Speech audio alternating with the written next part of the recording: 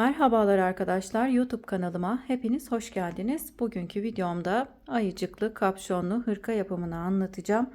Bu defa bu hırkamızı mavi renkte çalıştım. Bu renge de çok tatlı oldu. Şöyle göstereyim.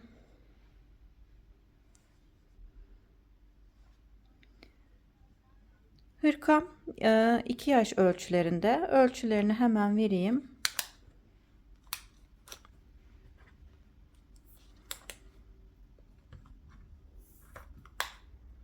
Beden genişliği 30 santim. Şöyle yakasından beden uzunluğu 32 santim. Kol boyunun uzunluğu ise 32 santim. 2 yaş bebeklerin kullanımına uygun. Hırkamızı 4,5 numara şiş kullanarak örüyoruz. 3 yumakta ip kullanıyoruz. 2,5 yumaktan fazla. 3. yumaktan çok az ipimiz kalıyor. İpim Alize Softy Plus. Renk kodunu da vereyim. Renk kodu da 62. Bu renkte örmek isterseniz. Hırkamıza kapşonundan örmeye başlıyoruz. Önce kapşonunu örüyoruz. Roba kısmını örüp kolları örüp daha sonra beden kısmını örüp tamamlıyoruz. Burun yapımını, göz yapımını sonradan yapıyoruz arkadaşlar. Bağcık yapımını da 5 tane ilik açıp 5 tane düğme dikiyoruz. İlik aralarımızda 9 haroşa sırasından oluşuyor. Eğer 1 yaş örmek isterseniz yine aynı ölçülerde başlayıp 8 sıra 8 haroşa sırasında bir iliklerimize açarak 1 yaş ölçülerinde de yapabiliriz. Kollarından da yine 2-3 sıra eksik yaparsak 1 yaşa uygun olur. Kanalıma abone değilseniz ücretsiz olarak abone olabilirsiniz. Beğeni ve yorum yaparsanız sevinirim. Paylaşacağım yeni model videolarından haberdar olmak için de bildirim zilini açabilirsiniz. Hazırsanız hırkamızın yapılışına geçelim. Herkese kolay gelsin. Ayıcıklı hırkamızın önce şapkasından başlıyoruz. Şapkamızın ön kısmı için 4,5 numaralı şişimize 65 ilmek atarak başlıyoruz. 13 sıra örüyoruz. Ön yüzde düz, arka yüzde ters olarak 13 sıra örüyoruz. Daha sonra bu kısmı şu şekilde dikip bağcık geçireceğiz. Şöyle bu kısmın ölçüsünü vereyim. 6 santim olmuş arkadaşlar 13 sıra. 6-7 santim örebiliriz. Şöyle de sayalım. 1, 2, 3, 4, 5, 6, 7, 8, 9, 10, 11, 12, 13. İpimizin yapısından kaynaklı sıra sayısı pek belli olmuyor ama yine de sayılıyor. Bu kısmı 13 sıra ördükten sonra 16 haroşa sırası öreceğiz. Sizler haroşanızı her iki yönde düz olarak örüyorsanız o şekilde de olur, sıkıntı olmaz. Ben her iki yönde tersten örüyorum. Yani önden atarak örüyorum.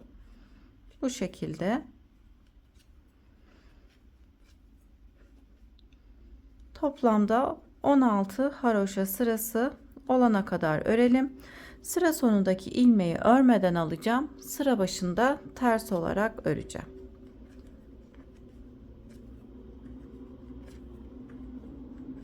...16 haroşa sırasına tamamlayıp geliyorum. Ayıcıklı hırkamızın kapşon kısmını örüyorum arkadaşlar. Haroşa olarak 16 sıra ördüm. 2, 4, 6, 8, 10, 12, 14, 16. 16. Ben bu kısmında santim olarak ölçüsünü vereyim. 17, 18 santim. 18 santim arkadaşlar. İlmeklerimi şu şekilde ayırdım. 65 ilmekle başlamıştık. 23 ilmek her iki kenara ayırdım. Orta kısma ise 19 ilmek ayırdım. Şimdi orta kısımdan ilmeklerimizi kesmeye başlayıp kapşonumuzun arka kısmını oluşturacağız. Önce 23 ilmeğimizi ayraç kısmına kadar örelim.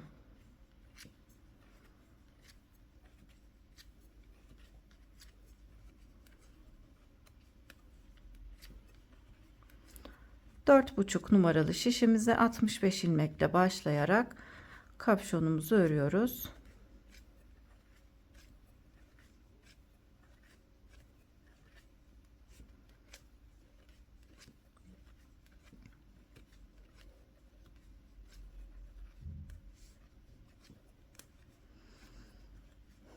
Ayraç kısmına kadar geldim. 23 ilmeğimi ördüm. Ayracımı geçiriyorum.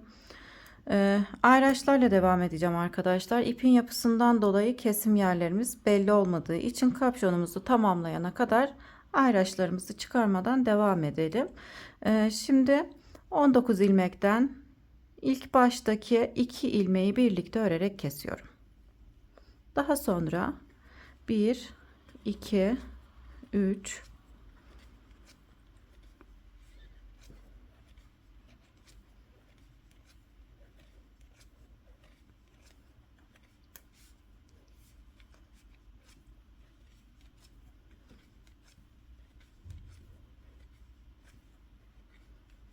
15 ilmek ördüm. İlk ilmeği kestikten sonra 2, 4, 6, 8, 10, 12, 14, 15. 15 ilmek ördükten sonra yine 2 ilmeği birlikte örerek kesiyorum. Sol tarafa gitmiyorum arkadaşlar. Ayraçtan sonraki ilmekleri örmeden arka yüze dönüyorum. İlk ilmeği örmeden alıyorum. 1, 2, 3,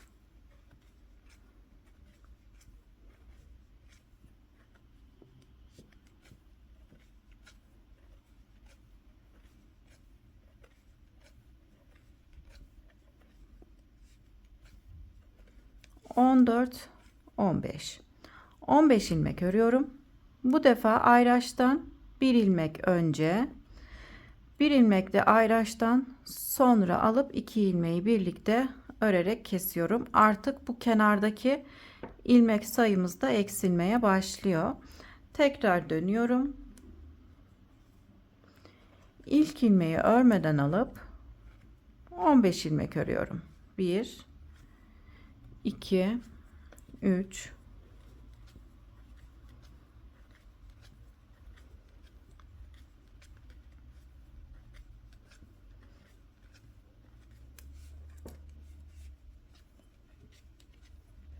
13, 14, 15.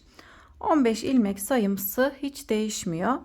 15 ilmek ördükten sonra 16. ve ayracımı çıkarıyorum. 17. ilmeği ikisini birlikte örerek kesiyorum. Ayracımı tekrar takıp dönüyorum. Tekrar ilk ilmeği örmeden alıyorum. 15 ilmek örüyoruz. 1, 2, 3,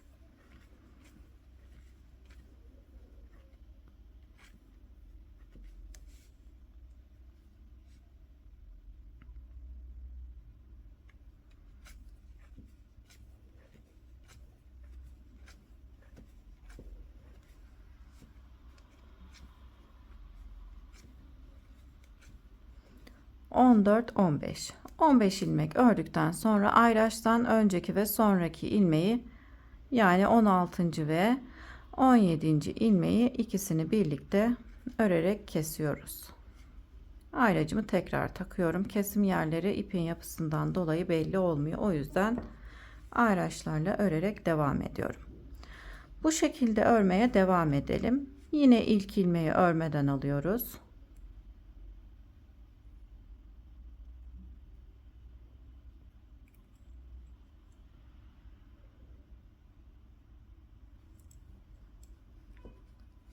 İlmeğimi aldım. 15 ilmek örüp tekrar 16. ve 17. ilmeğimizi keseceğiz.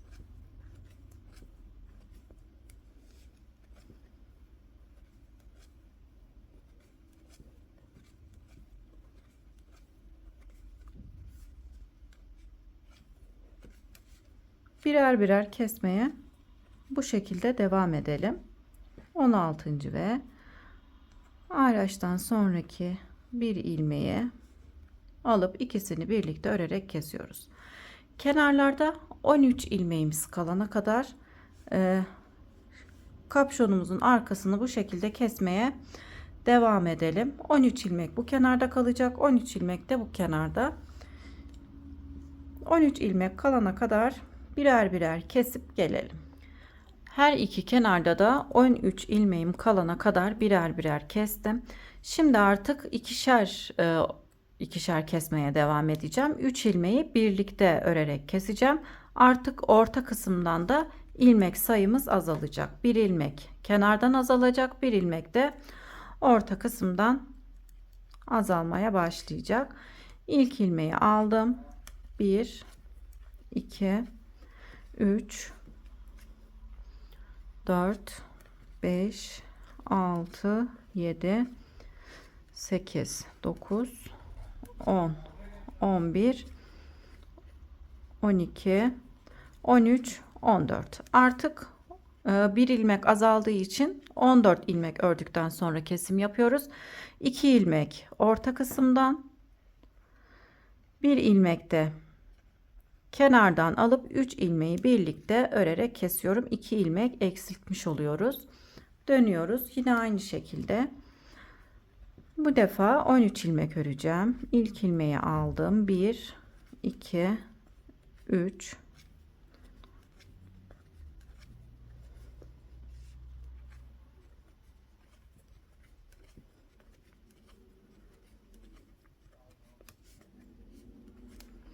12 13 ilmek ördükten sonra yine orta kısımdan 2 ilmek, ayraçtan sonra da 1 ilmek alıp 3 ilmeği birlikte ters örerek kesiyorum. 2 ilmek eksiltmiş oluyoruz.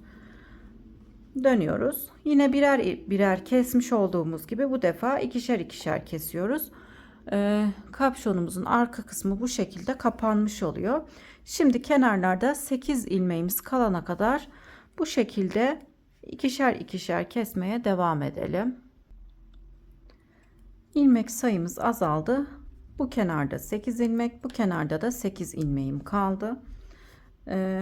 Ortada 2 4 6 7 ilmeğim kaldı. Şimdi tekrar birer birer eksiltmeye devam ediyoruz. İlk ilmeği aldım. 1 2 3 4 5 ilmek ördükten sonra 6. ve 7. ilmeği birlikte örerek kesiyorum. Tekrar ayracımı taktım. Dönüyorum. İlk başta kesmiş olduğumuz gibi birer birer kesiyoruz. Ayraçtan bir ilmek önce, ayraçtan bir ilmek sonra alıp 2 ilmeği birlikte örerek kesiyoruz. Kenarlardaki ilmeklerimiz bitene kadar sadece orta kısımda olan 7 ilmeğimiz kalacak. Kenarlarda bütün ilmekleri bitirene kadar kesip gelelim.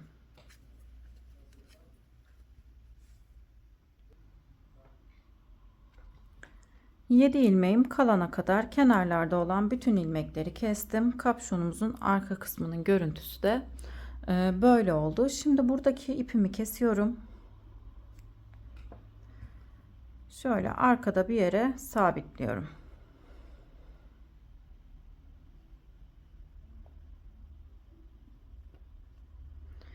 Şimdi kenarlardan ilmek çıkaracağım.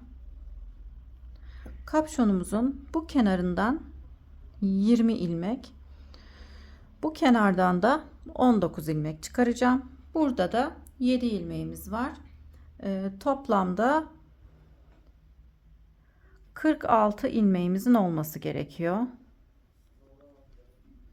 İpimizi şöyle arkadaşlar düz tarafını çevirelim kapşonumuzun. Şişimi yönünde bu tarafa gelecek şekilde ayarlayalım şişimizin yönünü. Ters tarafa ipimizin tam şu köşeye bağlıyorum.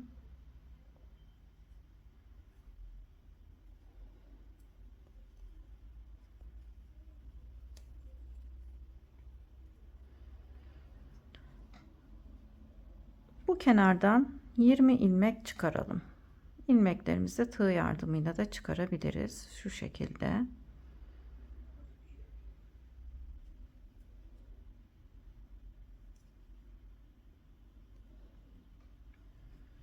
Bir,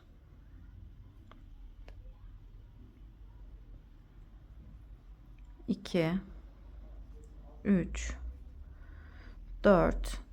Şu tırtıklı kısımlara batıyorum genelde ilmekleri çıkarırken. 4-5 ilmekte bir de aradan çıkaralım. Çünkü sadece tırtıklı kısımlara batarsak az ilmeğimiz olur. 20 ilmeğe tamamlamak için arada bir de iki tırtığın arasındaki boşluğa batarak ilmekleri çıkaralım. Şimdi ben bu kısma kadar 20 ilmek çıkarıp geliyorum. 20 ilmek çıkardım. Şimdi buradaki 7 ilmeğimizi öreceğim. İlmekleri düz olarak örüyorum. Çünkü buradaki ilmekleri düz olarak çıkardık. Daha sonra haroşa olarak öreceğiz. 2, 3, 4, 5, 6, 7. 7 ilmeğimi düz olarak ördüm. Şimdi ilmekleri çıkarmaya devam ediyorum. Bu kenardan da 19 ilmek çıkaracağım. Bunu başlarken ters tarafa taktım arkadaşlar. Daha sonra şöyle iç tarafa çekelim buradaki ipimizi. Şimdi bu kısımdan da 19 ilmek çıkarıp gelelim.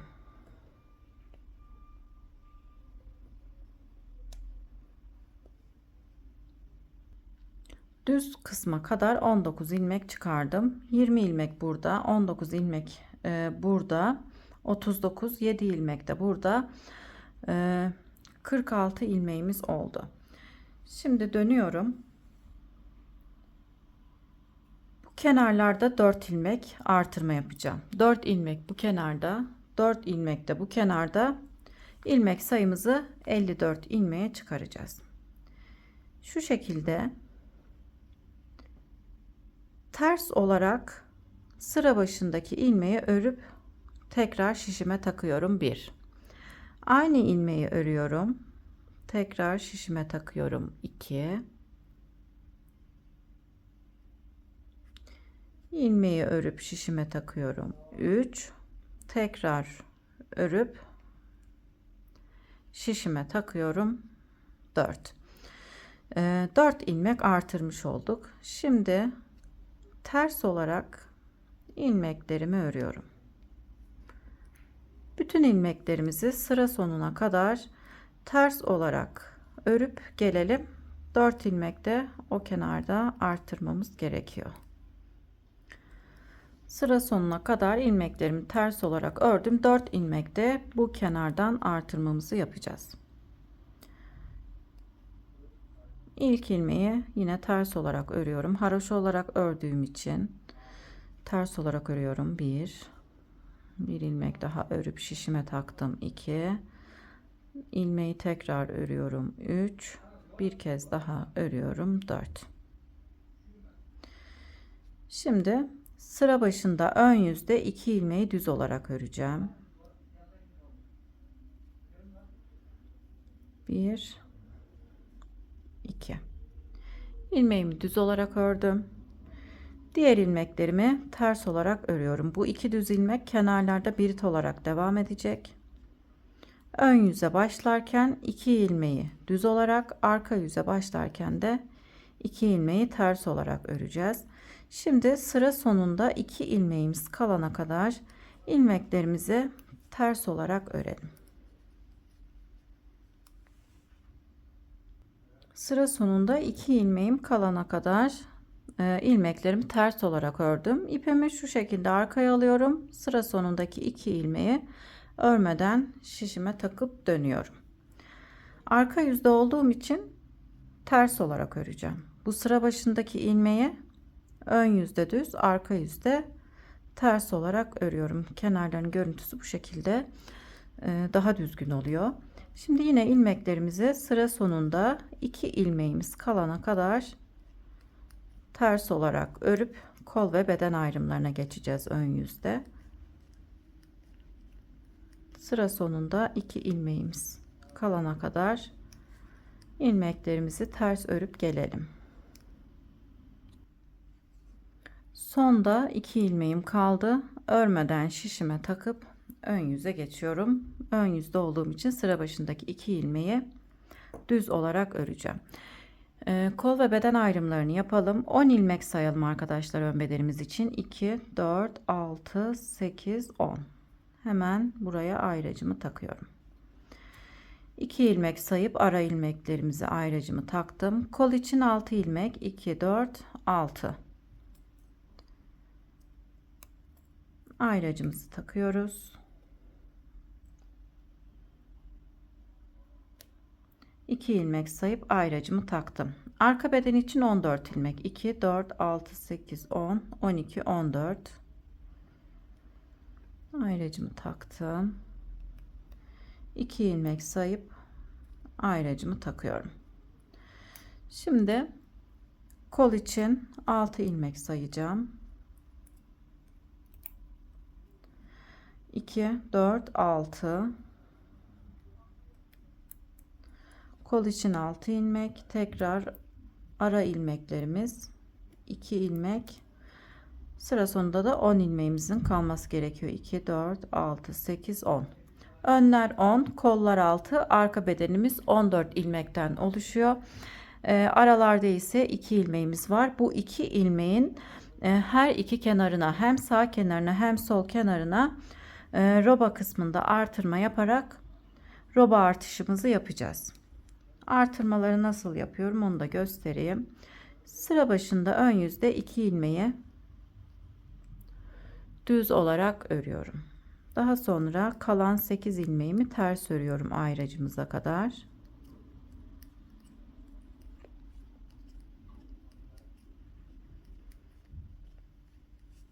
Şu şekilde ipi çevirerek artırmamı yapıyorum. Bildiğiniz artırma tekniklerini kullanabilirsiniz. Ayracımı geçiriyorum. 2 ilmek ters örüyorum. Ayracımı takıyorum. Ayracımızı geçiriyoruz. Ayraçlar 2 ilmeğin her zaman yanında duruyor karışıklık olmasın diye. Ayracımızı geçirdikten sonra tekrar artırmamızı yapıyoruz. Ayraçların hem sağ hem sol kenarına birer ilmek artırma yapmış olduk. Kol için ayırdığımız 6 ilmeğimizi haroşa olarak örüyoruz. Hemen ayracımızın sağ kenarında bir ilmek artırmamızı yaptık. Ayracımı takıyorum. 2 ilmek haroşa ördüm. Ayracımızı geçirip tekrar sol kenarına da artırmamızı yapıyoruz. Şimdi arka bedende olan 14 ilmeğimizi haroşa olarak örüyorum.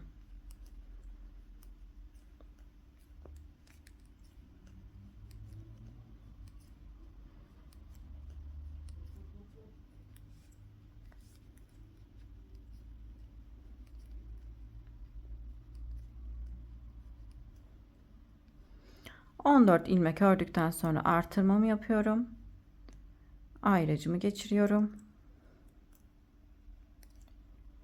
2 ilmek haroşa örüp ayracımı geçirdikten sonra tekrar artırmamı yapıyorum. Şimdi kolda olan 6 ilmeğimizi haroşa olarak örelim. 6 ilmek ördükten sonra ayracımızın sağ kenarına artırmamızı yaptık. Ayracımı geçirdim. 2 ilmek haroşamı ördükten sonra ayracımı geçirip tekrar artırmamızı yapıyorum. Artırmalarımızı sadece ön yüzde yapıyoruz. Arka yüzde artırma yapmadan ilmeklerimizi haroşa olarak örüyoruz. Sıra sonunda 2 ilmeğim kaldı. İpimi arkaya alıp sondaki 2 ilmeği örmeden şişime taktım. Şimdi arka yüzde ilmeklerimizin tamamını ters olarak örüp ikinci artırma sırasına geçelim. Arka yüzü ters örerek sıra sonuna kadar geldim. Sondaki 2 ilmeği örmeden şişime taktım. Ön yüze geçiyorum. Şimdi ön yüzde ikinci artırma sırasındayız. Artırmalarımızı yine aynısı gibi öreceğiz. 2 ilmeğimi ördüm. Düz olarak ördüm. Ayracımıza kadar ilmeklerimizi haroşa olarak örelim. 3. artırma sırasında ilik açacağız. İlmeklerimi ördükten sonra artırmamı yapıyorum. Ayracımı geçirip 2 ilmek haroşa olarak örüyorum. Tekrar ayracımı geçirdim. Artırmamı yapıyorum. Kolda olan ilmeklerimizi haroşa olarak örüyoruz.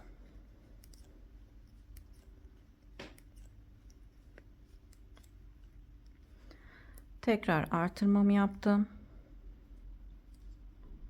Ayracımı geçirip 2 ilmek haroşa örüyoruz. Tekrar ayracımızı geçirdim. Artırmamı yaptım. Arka bedende olan ilmeklerimizi haroşa olarak örelim.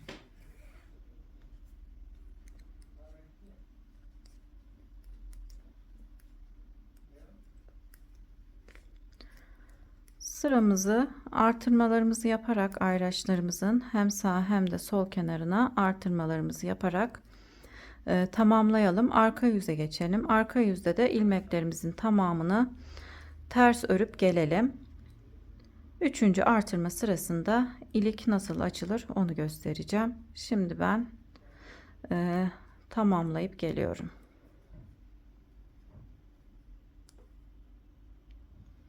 Arka yüzü tamamladım. 2 artırma sırası örmüş olduk. Şimdi 3. artırma sırasında sıra başında ilk iliğimizi açalım. Sıra sonunda örmediğimiz 2 ilmeği sıra başında düz olarak örüyoruz. 1 2 2 ilmek ördükten sonra 2 ilmek haroşa olarak örüyorum. Daha sonra şöyle alttaki ipi alıp sol şişime takıp ters olarak örüp hemen yandaki 2 ilmeği ikisini birlikte ters olarak örüyorum. Buraya iliğimizi açmış olduk arkadaşlar. Bir ilmek artırma, bir ilmek eksiltme yapmış olduk. Yine ayracımıza kadar haroşa olarak örmeye devam edelim. Ayraçtan önce artırmamızı yapıp ayracımızı geçiriyorum. 1 2 2 ilmek ördükten sonra tekrar ayracımı geçip artırmamı yaptım. Bu şekilde her ön yüzde robamız boyunca artırmalarımıza devam edeceğiz. Toplamda 15 artırma sırası olana kadar örmemiz gerekiyor. Yani şu ayraçtan önceki ilmeğimiz 25 ilmek olana kadar öreceğiz arkadaşlar. 10 ilmekle başlamıştık. 15 artırma sırası yaparsak toplamda 25 ilmeğimiz olur ön bedende. 25 ilmeğimiz olana kadar artırmalarımıza devam ederek örüp gelelim. Daha sonra kollarını örmeye geçeceğiz. O kısma kadar örüp geliyorum. Robamızı 15 artırma sırası olana kadar ördüm. Ön bedende 25 ilmeğimiz oldu. Benim vermiş olduğum ölçülerden daha fazla yapmak isterseniz 1-2 artırma sırası fazla yapabilirsiniz. Ben robamızın ölçüsünü vereyim. Kaç santim olduğunu.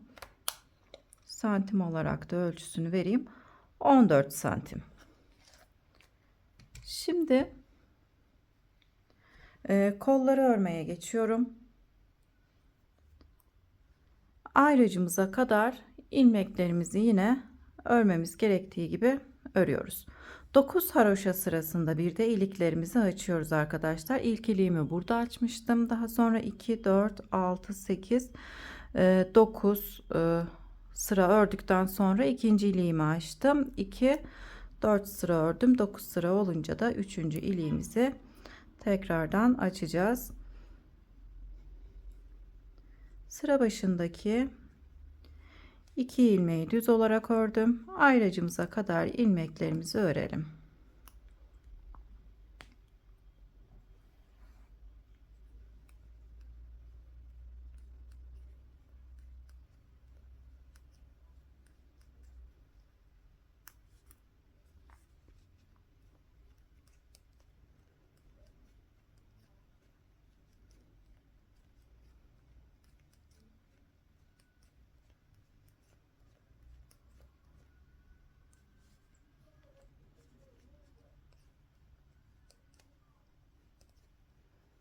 25 ilmeğimizi ayracımıza kadar ördüm.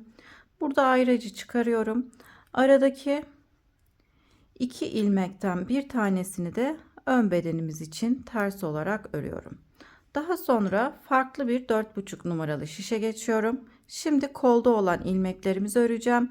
Aradaki 2 ilmekten bir tanesini de kola ekliyorum. Bir tanesini ön bedene, bir tanesini de kola ekliyoruz.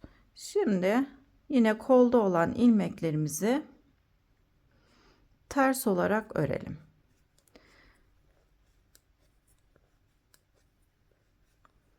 Ayraç kısmımıza kadar ilmeklerimizi ters olarak örüp gelelim. Ayracımıza kadar geldim. Ayracımı çıkarıyorum. Sondaki ilmeği örmeden şişime takıyorum. Bunu da kolumuza eklemiş oluyoruz. Arka bedeni örmeden dönüyorum. Şimdi sadece kolda olan ilmeklerimizi öreceğiz. Şişimde 38 ilmeğim var. 38 ilmekle 5-6 sıra haroşa örüp kesim yapacağım. Kenarları tırtıklı olarak örüyorum. Daha sonra dikerken o kısımlardan dikeceğiz. Dikiş izimiz belli olmasın diye kenarları tırtıklı olarak örüyorum. Kenarların tırtıklı olması için de sondaki ilmeği örmeden alıp sıra başında ters olarak örüyoruz. 5-6 sırada bir her iki kenarda kesim yapalım. Kesimlerimizi de ön yüzde şöyle ön yüze geçince nasıl kestiğimi de göstereyim. Daha sonra ilerleyip gelelim.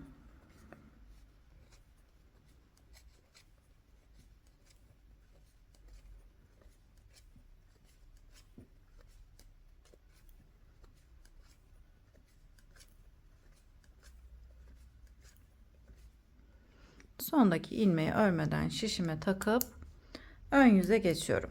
Yani 5 sıra ördükten sonra her iki kenardan birer ilmek keselim. Kesimlerimizi şu şekilde yapacağız. Burada kesmeyeceğim ama sizlere göstermek için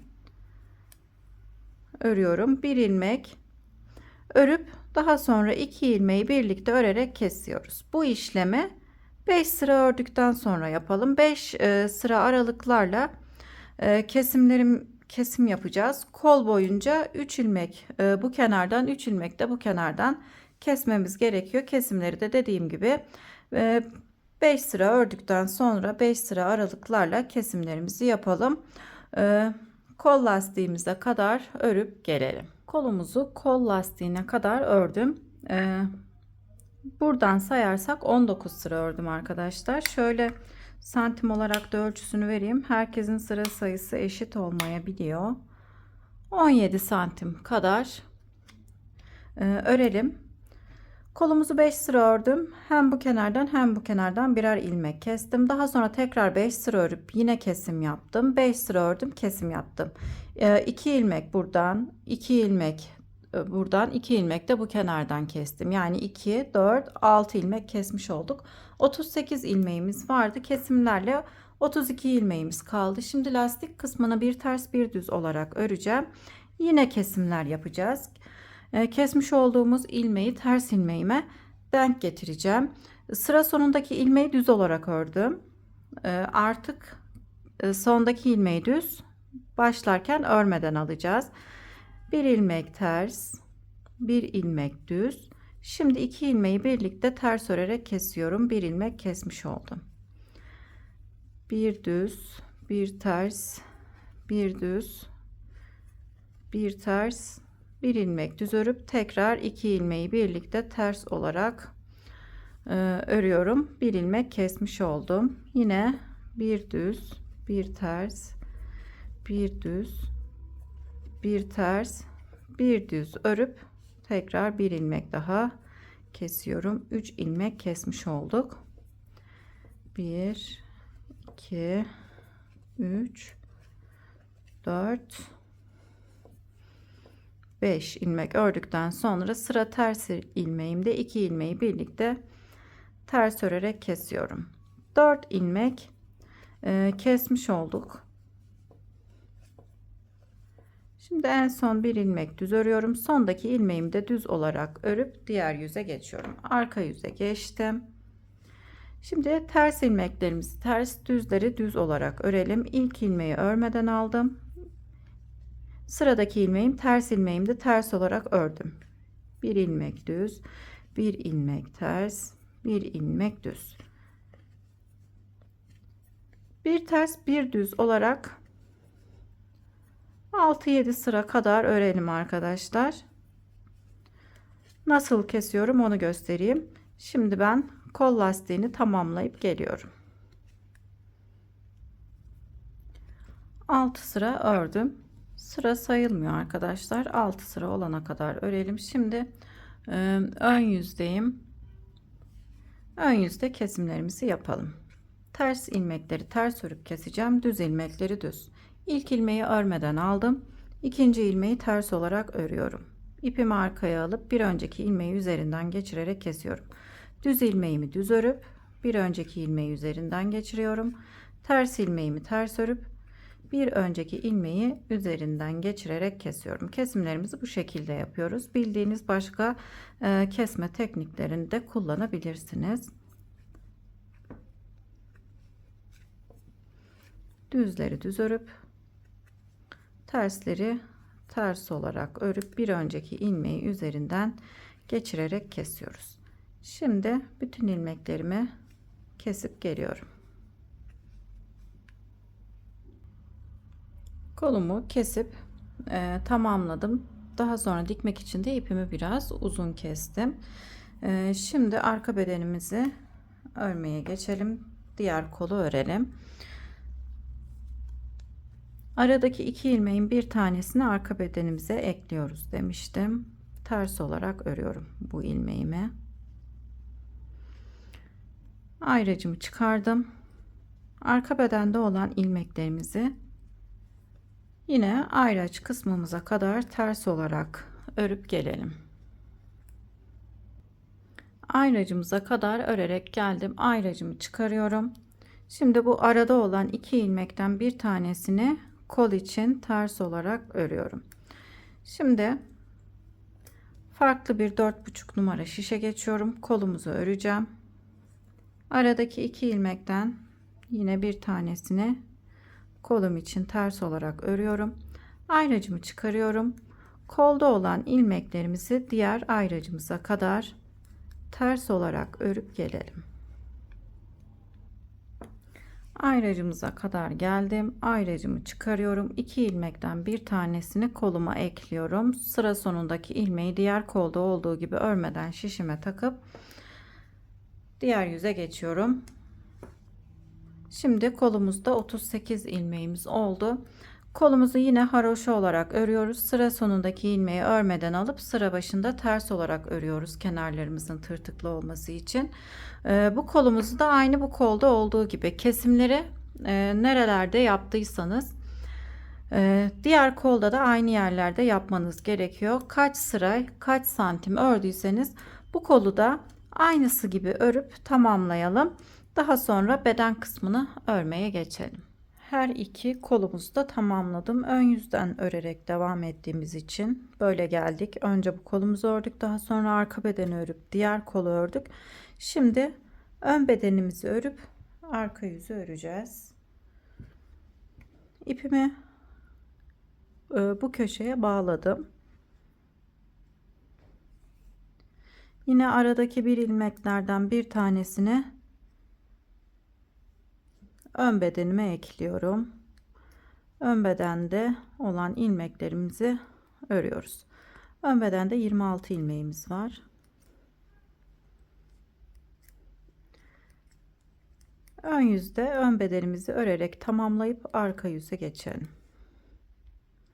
Arka yüze geçtim. Sıra sonunda örmediğim iki ilmeği sıra başında ters olarak örüyorum.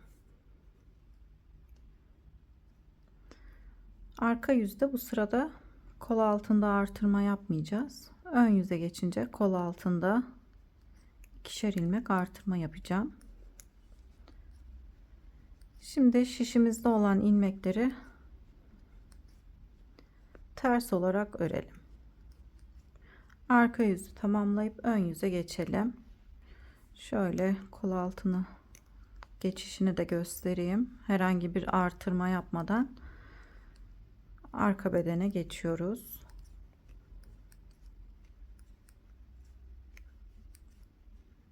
Ön bedenimizde olan ilmeklerimizi ters olarak ördüm.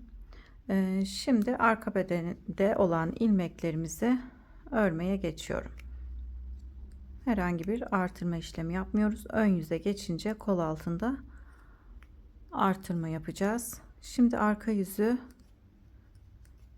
tamamlayıp gelelim. Arka yüzü tamamladım. Ön yüze geçtim. Şimdi ön bedenimizde olan ilmeklerimizi kol altına kadar örmemiz gerektiği gibi örelim. Sıra başındaki 2 ilmeği düz olarak örüyorum.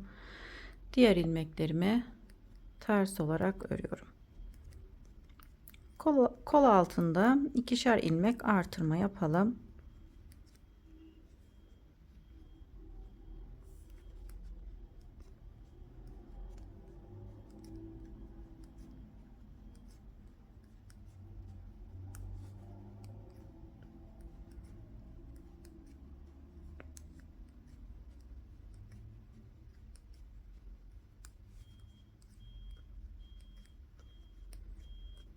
Ön bedenimde olan ilmekleri ördüm. Kol altında şu şekilde ipim uzadı. İlmeğe arkadan girip şöyle ilmeğimizi ters olarak örüyoruz. Buraya bir ilmek artırma yapmış oldum. Tekrar aynı şekilde ilmeği şişime alıp ters olarak örüyorum. Hem o ipi kaybetmiş oluyoruz arkadaşlar, uzayan ipimizi. Kol altında çirkin bir görüntü olmamış oluyor. Hem de 2 ilmek kol altında artırmış oluyoruz. Diğer kolumuza kadar ilmeklerimizi ters olarak örelim.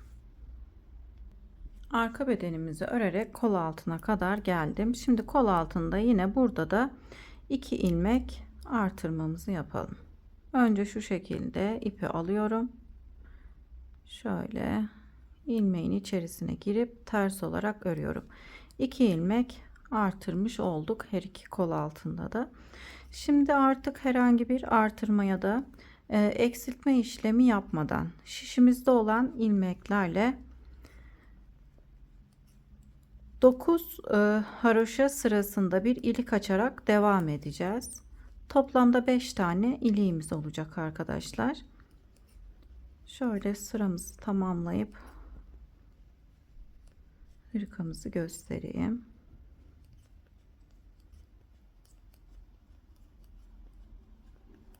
Sondaki 2 ilmeği örmeden şişime taktım. Artık hırkamızın beden kısmını öreceğiz. Herhangi bir işlem yapmayacağız, artırma ya da eksiltme. Şişimizde olan ilmeklerle 9 sırada bir ilik açarak beden kısmını örelim.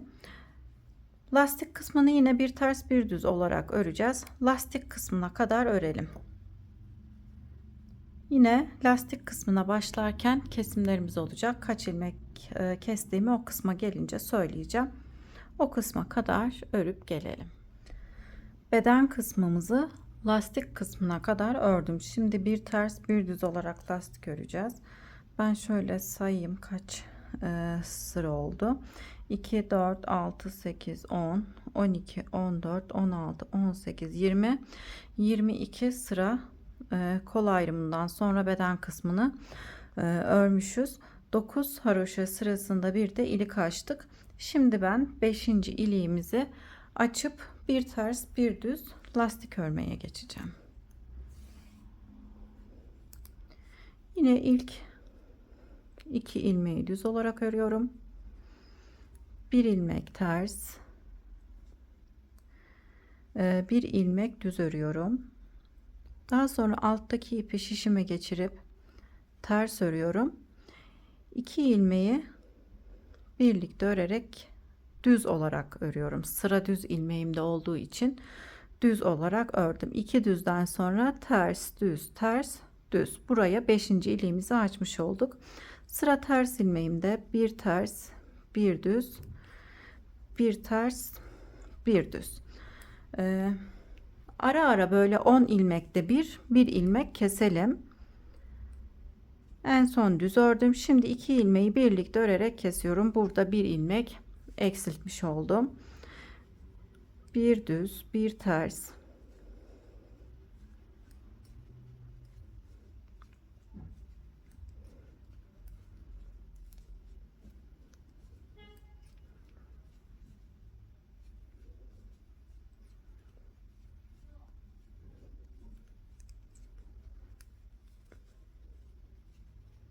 Şimdi 13 ilmek ördüm. Yine sıra ters ilmeğimde ters ilmeğimi örerken 2 ilmeği birlikte örerek kesiyorum. 2 ilmek kesmiş olduk.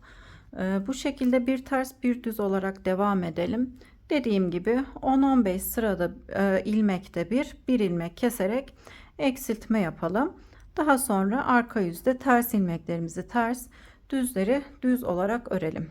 Kol lastiğini örmüş olduğumuz sıra sayısı kadar 6 sıra kadar örelim. Daha sonra yine kol lastiğimizi kesmiş olduğumuz gibi kesip hırkamızı tamamlayalım.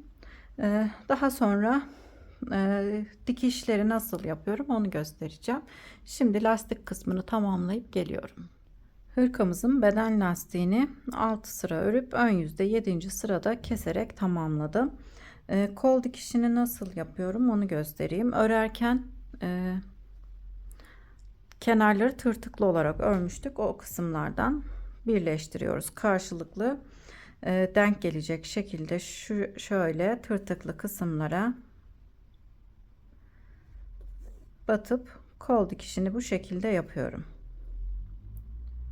Haroşa sıralarımızın birbirine karşılıklı denk gelmesine dikkat edelim. Bu şekilde dikip kolumuzu tamamlayalım. Kapşonumuz için düz örmüş olduğumuz sırayı şu şekilde ikiye katlayıp dikiyorum. Anti peeling ip kullanıyorum. 2 kat olarak aldım. Açık mavi rengi.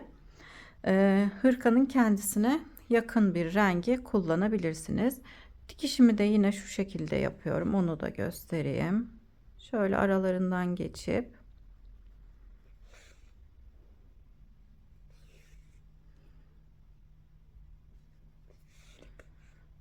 bu şekilde dikip tamamlıyorum. İpimiz gözükmüyor arkadaşlar. Tüylü hırkamızın kendisinin ipi tüylü olduğu için bu renge yakın örgülerde kullanmış olduğumuz anti peeling iplerle dikebilirsiniz. Bu şekilde kapşonumuzun bu kısmını da dikip tamamlayalım. Bu kısım için bağcık öreceğiz. Şimdi ben bağcık yapımını da göstereyim. Kol dikişini bu dikişi yaptıktan sonra bağcık yapımına geçeceğiz. Şöyle ipimi ben şu ipimizi 3 ya da 4 metre uzunluğunda kenara ayırıyorum. Daha sonra şu şekilde dikiyorum. Pardon, örüyorum. Bir zincir çekip sabitliyorum. Daha sonra alttaki ipi şu şekilde tığımın üstünden geçirip örüyorum. Kenara ayırmış olduğumuz ipi elimize sarıyoruz. Zincir çekerek de bağcık oluşturabilirsiniz. O biraz ince oluyor. Ben o yüzden bu şekilde bağcık yapıyorum. Alttaki ipimizi tığımıza şu şekilde geçirip ayırmış olduğumuz ipi elimize sarıp örüyoruz. Tığ işi bilenler kolaylıkla örebilirler. Bağcığımızı da istediğimiz uzunluğa gelene kadar bu şekilde örüp bağcığımızı da tamamlıyoruz. Kulaklarımız kalıyor arkadaşlar. Kulaklarımızı da 16 ilmekle başlayıp 8 haroşa sırası öreceğiz. 16 ilmekle başlayıp 8 haroşa sırası örelim. 2 parça örelim kulağımızı. Daha sonra nasıl dikiyoruz onu göstereyim. Bağcığımızı da tamamlayıp gelelim. Hırkamızın kol dikişlerini tamamladım. Kapşonumuzun ön kısmında dikip bağcığımı tamamlayıp geçirdim. Şimdi kulak yapımını göstereceğim. Kulağımız için bu şekilde iki küçük parça örüyoruz. 16 ilmekle başlıyoruz. 8 sıra örüyoruz. Daha sonra bu parçayı şu şekilde ikiye katlayıp kenarlarından dikiyorum.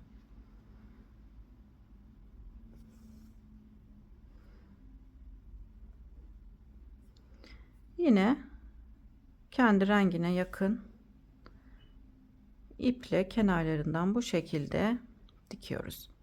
Üç kenarını dikip tamamlayalım. Üç kenarını diktikten sonra şu şekilde katlıyorum. Şimdi şu kısmı da birleştireceğiz. Şöyle içten geçip köşe kısımdan çıkıyorum.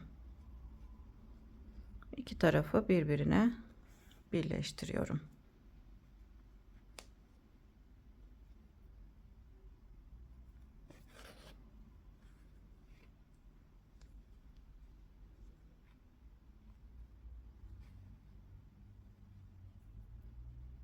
Bu kısmı da birleştirelim. Daha sonra kapşonumuzun köşe kısımlarına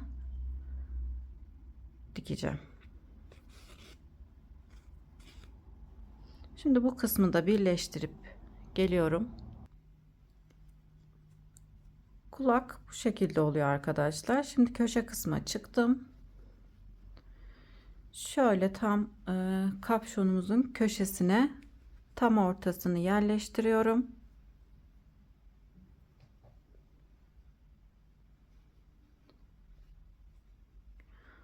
Aynı haroşa sırasına dikiyoruz. Bu kulağımızı hangi haroşa sırasına diktiysek bunu da aynısı gibi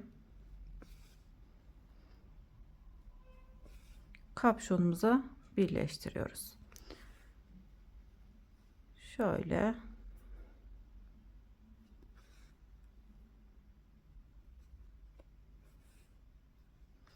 bu kısmı bu sıraya dikiyoruz. Kulağımızın diğer tarafını ise şu şekilde aşağı doğru biraz alt tarafa doğru dikmemiz gerekiyor.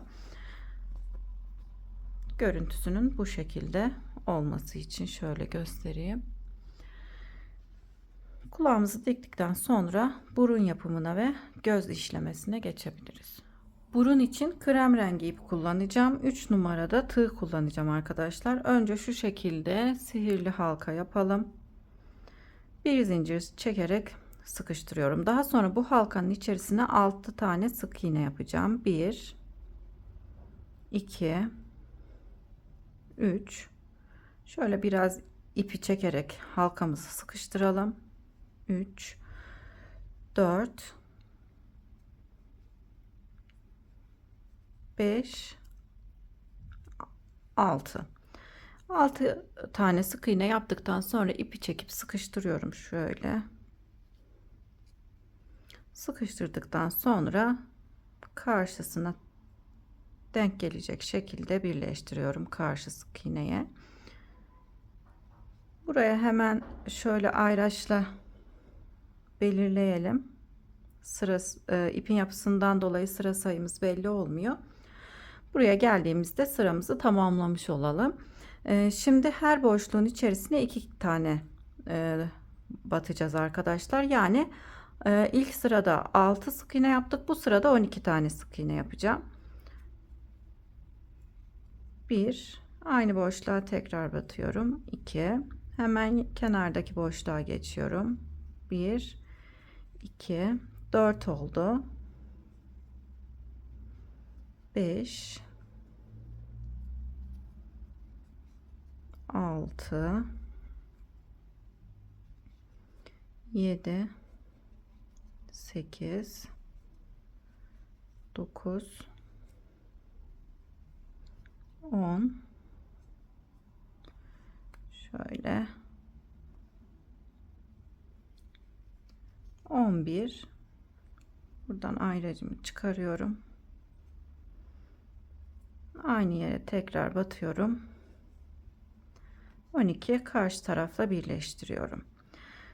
Bu şekilde İkinci sıramızı tamamlamış olduk. Şimdi üçüncü sıraya geçiyoruz. Üçüncü sırada da 24 tane sık iğne yapmamız gerekiyor. Bir sık iğnenin içerisine 2 tane batıyoruz. Bu şekilde artıyor. Göz kararı yapıyorum arkadaşlar. Sık iğneler belli olmuyor. 1 2 3 4 5 6 7 8 9 10 11 12 13 14 15 16 17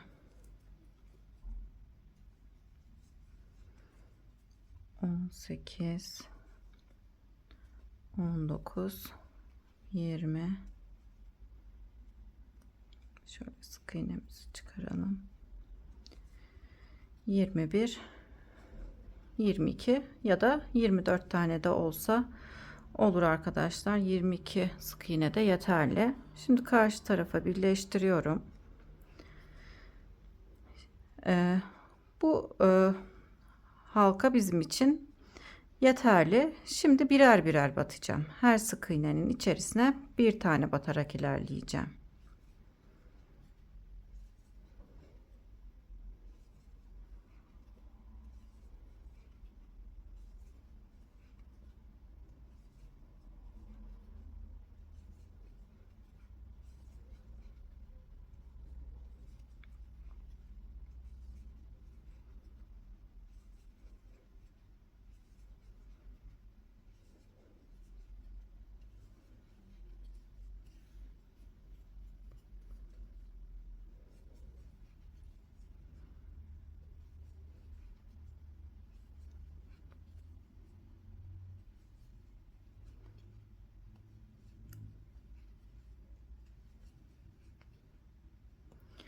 ...22 tane battım. Şu şekilde artık dönmeye başladı. Burun görünümünü vermeye çalışıyorum.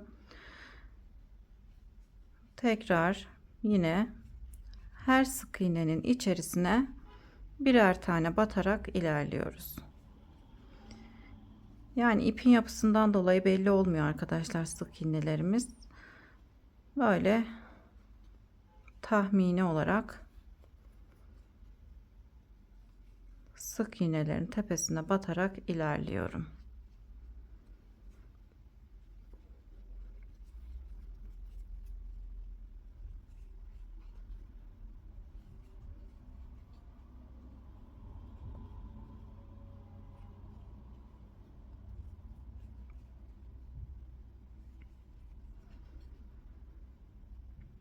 Bu şekilde istediğimiz büyüklüğe gelene kadar ilerleyelim. Zaten artık burun oluşmaya başladı.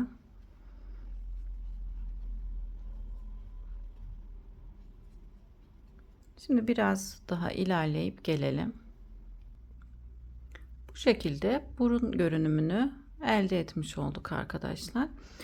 Şimdi işlemesine geçiyorum. Burun işlemesine. Şöyle tam orta kısmını bulalım. Daha sonra aşağı doğru biraz inelim. Şöyle 4 katlı siyah ip kullanıyorum burun için. Tam ortasına batıp tekrar arkaya geçiyorum. İpin içerisinden geçirip ipimizi önce bir sabitleyelim. Şöyle çevirip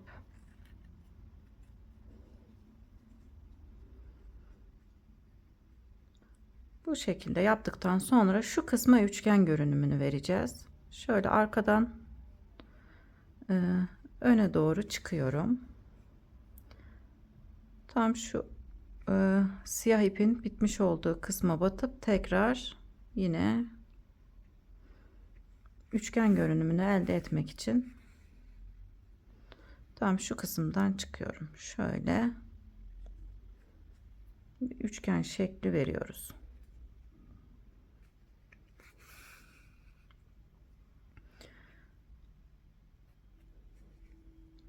Daha sonra bu üçgen şekli vermiş olduğumuz alanı dolduruyoruz arkadaşlar siyah iple.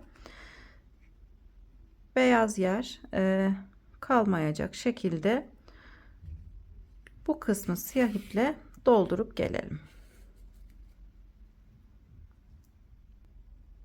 Bu şekilde burun görünümünü verdikten sonra kapşonumuzun tam şöyle iki kulağın arasından aşağı doğru inelim. 2 haroşa sırası sayıp üzerine bu şekilde dikelim. Yine dediğim gibi hırkamızın kendine yakın bir renkle dikip gelelim. Göz işlemesine geçelim. Burnunu diktikten sonra gözlerini işlemeye geçiyoruz. Ben tek gözünü işledim şu şekilde. 2 sıra atlayıp göz işlemesini yapıyoruz burundan sonra diktiğimiz kısımdan sonra. Şimdi şöyle tam ikinci haroşa sırasının üstüne batıp bu şekilde göz işlemesini de birlikte yapalım. Şöyle ipimi arkadan sıkıştırıyorum.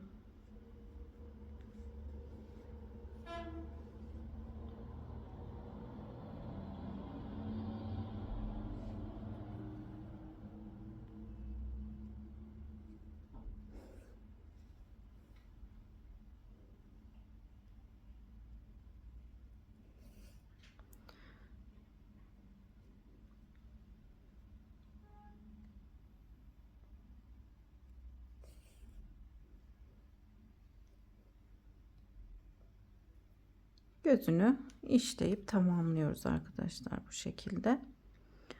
Hırkamızı tamamlamış oluyoruz. Göz işlemelerini tamamlayarak hırkamızı bitirmiş olduk. Çok tatlı, çok sevimli oldu.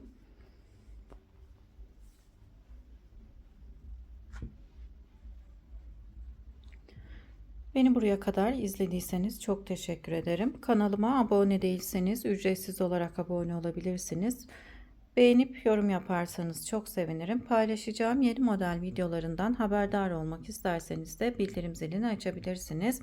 Yeni videolarımda görüşmek üzere. Şimdilik hoşça kalın.